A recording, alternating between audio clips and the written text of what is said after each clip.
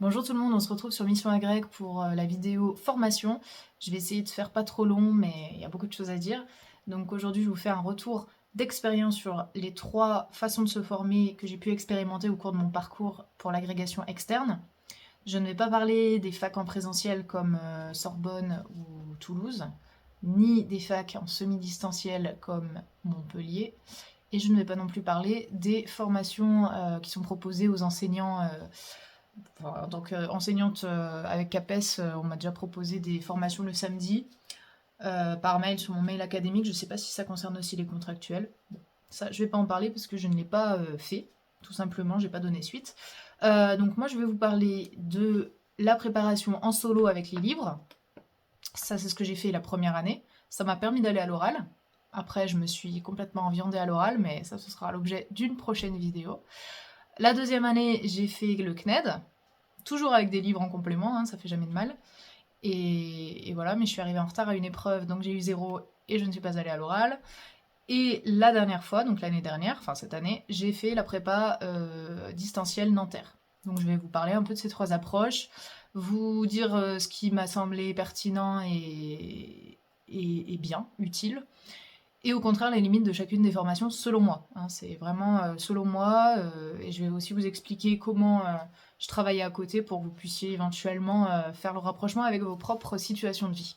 Voilà, allez c'est parti. Allez, on commence par une présentation rapide des 3 formations que j'ai pu suivre et des conditions dans lesquelles je les ai suivies. Donc la première année, j'étais néo-titulaire. J'avais été mutée à Créteil, donc c'était assez difficile pour moi niveau charge mentale. J'étais sur plusieurs établissements, j'étais TZR, c'était... Voilà, je faisais des déplacements, c'était pas facile. Donc je me voyais pas faire une prépa avec des profs qui me demandent des comptes, on va dire. Donc je me suis dit, je vais dégrossir l'agrégation avec des livres. Donc quand je parle de livres, c'est surtout les clés concours de chez Atland, qui sont super bien faits.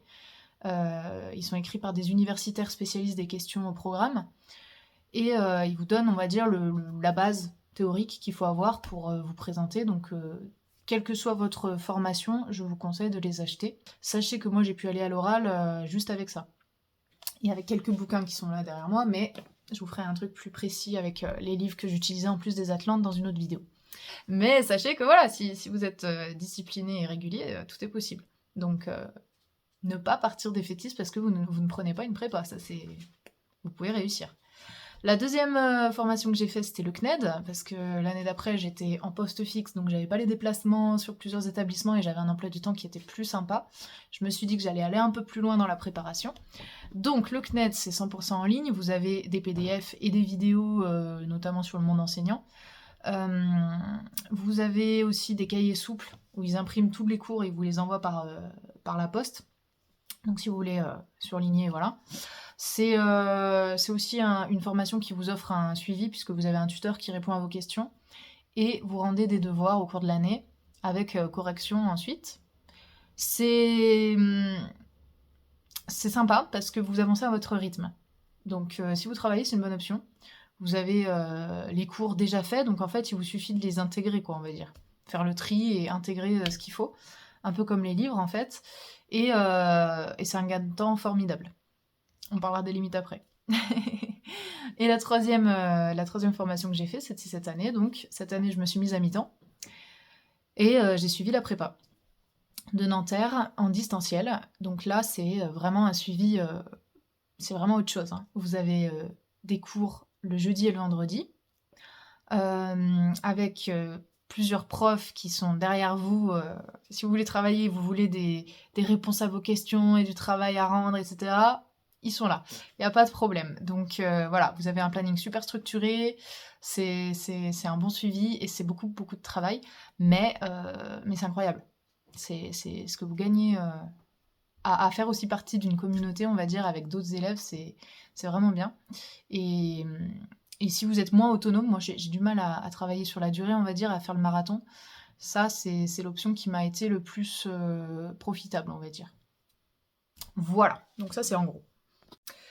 Au niveau du contenu pédagogique, dans les Atlantes, vous avez un livre par question. Donc là, au moins, c'est clair, il n'y a pas de, y a pas de débat. Souvent, ils sont assez bien fournis, on va dire. De toute façon, il me semble que sur Atlante, vous pouvez consulter les sommaires, voir si ça vous convient, mais de toute façon, c'est très structuré, c'est vraiment bien fait. Et souvent, à la fin, vous avez des outils. Par exemple, une chronologie déjà faite sur une question civilisationnelle, un tableau avec chaque personnage d'une pièce avec son rôle et les scènes où il apparaît. C'est vraiment des livres qui vont vous faire gagner du temps. Dans ma précédente vidéo, je parlais un petit peu du repérage que vous pouvez faire pour les questions ou les livres. Bah, sachez que si vous achetez des Atlantes, c'est déjà fait à la fin, quoi. Donc ça, c'est vraiment chouette. Et vous avez aussi un glossaire, un lexique, pardon, qui vous explique les termes nécessaires à comprendre pour réussir à faire les épreuves à l'écrit notamment, mais aussi à l'oral, savoir de quoi on parle, tout simplement. Donc voilà. Pour le CNED, vous avez un chapitre, un PDF, on va dire, par question minimum. Là, j'ai sous les yeux celui de Quevedo, parce qu'à l'époque, c'était Quevedo. Il y avait 3 PDF pour Quevedo. Je vous montre juste après un petit peu le sommaire que vous voyez. Sinon, vous avez aussi... Attendez, je prends mon anti-sèche parce que j'ai pas appris par cœur. Vous avez donc le module thème actuel que vous pouvez acheter en plus avec le système éducation français. Si jamais vous n'êtes pas français et vous savez pas comment ça marche en France. Il y a 5 webinaires thématiques, une webconférence sur la compétence enseignante et des documents et des ressources sur les métiers enseignants. Bon, ça, très sincèrement, je sais pas si on en a quelque chose à faire pour l'agrégation externe. Je sais pas, vous voyez votre affaire, moi je les avais pas pris, je sais. Donc voilà. J'avais manqué ça m'avait manqué le portugais, je me souviens. Je trouvais le cours pas terrible. Dans le CNED, ça dépend vraiment qui fait les cours. Honnêtement, c'est pas pour cracher sur le CNED, il y a des cours très très bien faits, et d'autres où j'étais là en mode, mais on se moque un peu de moi. J'avais trouvé. Mais bon, ça dépend, hein. Ça peut être pareil, vous me direz, sur la prépa dentaire. Parfois, il y a des profs avec qui vous vous entendez bien, et d'autres où vous avez du mal à comprendre comment ils travaillent, et ben voilà, c'est pareil.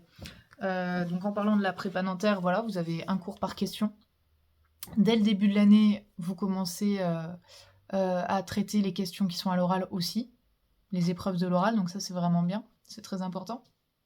Et vous avez du coup une explication vraiment précise des attendus des épreuves.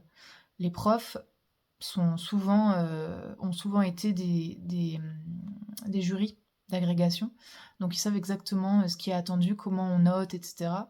Ça c'est un gros plus. Vous avez aussi des documents textes qui sont mis par les professeurs sur la plateforme. La plateforme, c'est cours en ligne. Donc, vous n'avez pas seulement les cours en visio que vous pouvez suivre, il y a aussi tout un... C'est hallucinant le nombre de documents qu'ils mettent, hein. Il y a des diaporamas, il y a des traductions des œuvres en français, si jamais c'est plus facile pour vous de lire. Il y a des comptes rendus, des articles, des... il y a plein de choses. Bon, voilà, j'arrête. Il y a plein de choses. Donc voilà, vous allez avoir beaucoup de lectures si vous prenez prépa dentaire. Mais c'est de l'enrichissement, c'est très bien.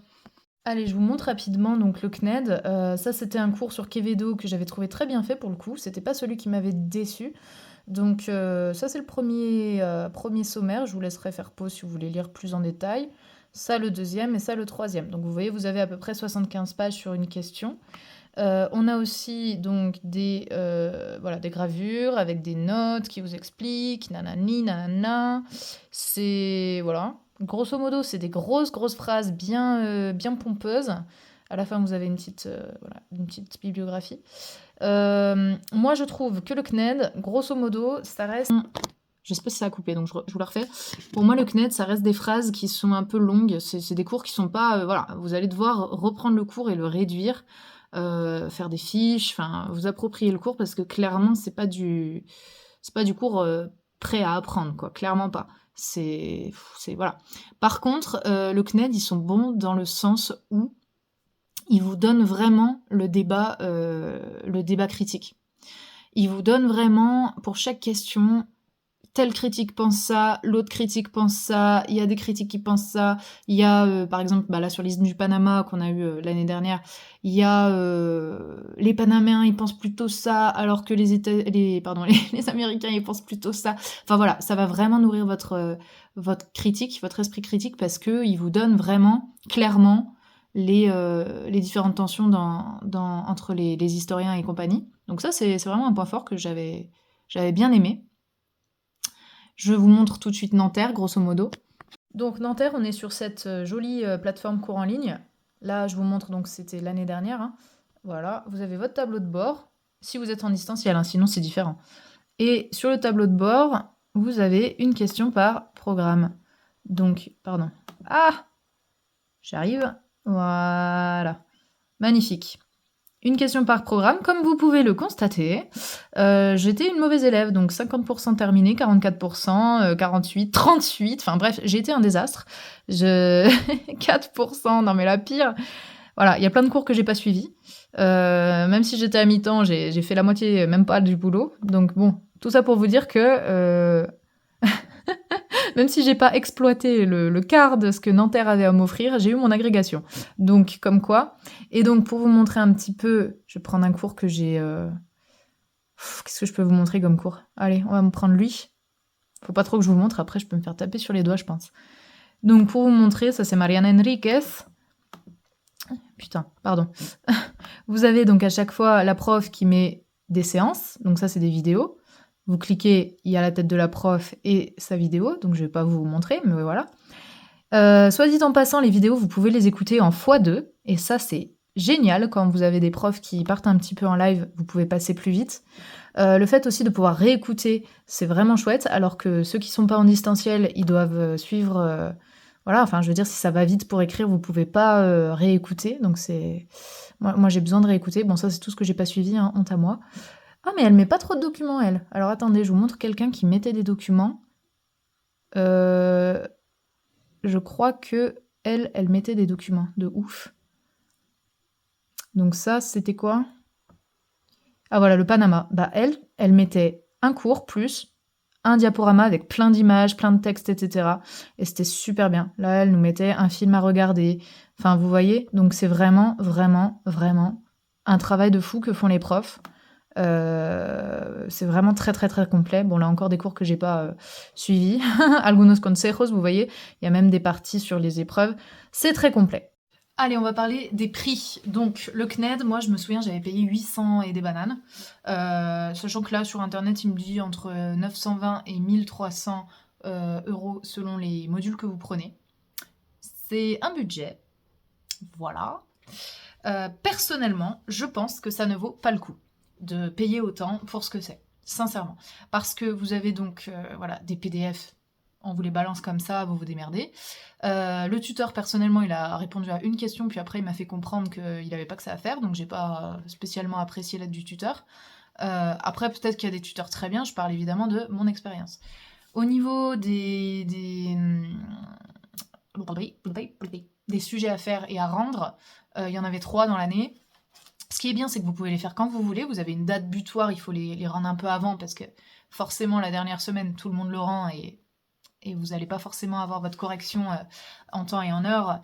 Voilà. Mais j'avais trouvé les corrections vraiment légères, quoi. Très légères.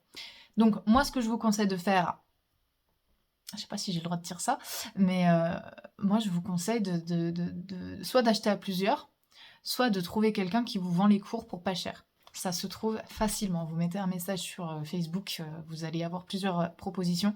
Les gens, ils veulent rentabiliser parce que, honnêtement, 900 euros, c'est très cher pour ce que c'est. Donc voilà. Vous pouvez trouver les cours du CNED à moins cher. Par contre, vous ne bénéficierez pas du tuteur, voilà, des trucs à rendre et des corrections. Vous voyez votre affaire, moi je ferai ça. Avec le recul, je ferai ça. C'est pas bien, mais je ferai ça. Oh là là, je vais me prendre des commentaires. Ouais, mais Sarah, nanana, c'est du travail et tout, c'est pas sérieux. Oh. C'est mon opinion. Paris-Nanterre, il me met 600 euros. Ouais, j'ai payé ça. J'ai payé autour de 600 euros. Ça vaut tellement, tellement plus le coup. Par contre, c'est sur dossier, voilà, vous faites une lettre de motivation, vous expliquez vos choix, votre parcours. Moi, j'avais déjà une réussite aux écrits à mon actif, et donc ça joue en ma faveur, je pense. Et puis voilà, j'ai été recommandée par un prof de fac aussi. Donc voilà, faites un dossier béton et vous serez sûrement pris. Sachant qu'il privilégie aussi ceux qui étaient déjà inscrits l'année d'avant et qui s'étaient bien engagés. Donc si jamais vous faites prépa dentaire, engagez-vous. Même si vous ne réussissez pas la première année, vous aurez plus de chances d'être repris l'année suivante parce que les places sont limitées à 60. Voilà, donc là, pour le prix, je vous dis foncez si vous avez envie de faire la prépa dentaire. C'est vraiment autre chose. Vous avez au moins deux sujets, je vous la refais, 2 sujets par question en condition. Donc voilà, moi j'étais en distanciel, donc pareil, c'est difficile de se mettre 7 heures, bloquer 7 heures pour faire un sujet. Mais voilà. En thème et en version, vous avez beaucoup plus d'entraînement en fait, hein, tout simplement, puisque chaque cours c'est un entraînement. Il me semble qu'il y avait 3... on a eu 3 trucs en version. Un peu plus en thème, il me semble. Voilà. Après, les profs, ils vont pas vous courir après, hein. Vous n'avez pas envie de rendre, vous rendez pas. Moi, j'en ai rendu 2, et puis après, j'ai arrêté. Donc pareil, il faut vous investir si vous êtes en distanciel. Ils vont pas venir vous chercher, les profs. Moi, le seul moment où ils sont venus me chercher, c'est quand ils ont vu que j'étais pris à l'oral. Ils m'ont dit, bah, Madame de Grève, pour les calls, prenez rendez-vous avec nous, faites des calls par Skype. Il y a beaucoup de calls, ça c'est vraiment le point vert, le red, pas le red flag justement, le green flag de Nanterre. Ils vous entraînent de ouf pour l'oral. Donc ça c'est vraiment chouette. Moi j'en ai pas fait une seule. Je suis vraiment le pire exemple. J'ai fait aucune colle de l'oral, donc je peux pas vous dire si c'était incroyable, mais c'est des gens qui ont de l'expérience, qui ont déjà fait jury pour la plupart. Donc si vous voulez des entraînements sérieux à l'oral, faites une prépa. Vraiment. Ça m'a pas empêché de l'avoir, hein, comme je vous dis, mais bon, j'ai pas été... Mais pour vous dire que la qualité de la formation que j'ai suivie était telle que j'ai même pas eu à la suivre trop sérieusement pour réussir. Bref. Les clés concours. Les clés concours, c'est généralement à peu près 20 balles pour un livre. Donc vous faites 20 x 5, ça fait 100. Oui. Ça fait 100 €. Donc en tout, vous en sortez... Honnêtement, les cours du CNED, en entourloupant un petit peu, vous pouvez les trouver en dessous de 100 balles. Les livres, bah, si vous les achetez sur Vinted ou je sais pas quoi, vous pouvez les avoir à moins de 100 balles aussi. La prépa à 600 €, bref, c'est un budget un peu moins de 1000 balles, quoi. Sachant que les clés concours, le point négatif, c'est qu'ils sortent très tard. Les nouveaux sortent tard. Vous avez donc là, vous avez déjà ceux qui, voilà, par exemple, les comédias, ils sont déjà, puisque c'était l'année dernière, mais les nouveaux vont sortir autour d'octobre, décembre, quoi. Donc vous vous retrouvez avec des épreuves écrites en février-mars, et vos bouquins Atland, les nouveaux, pour les nouvelles questions, vous les avez depuis 2 mois. Pas évident. Voilà, donc ça c'est le point négatif. Bah logique, hein, il faut qu'ils fassent les cours. Et en disant ça, je repense que le CNED c'était pareil. Le CNED, on a eu un délai. Il y a des cours qu'on n'a pas eu avant octobre-novembre aussi. Donc c'est un peu moins pire que les livres, Atland, mais ça m'avait saoulé aussi.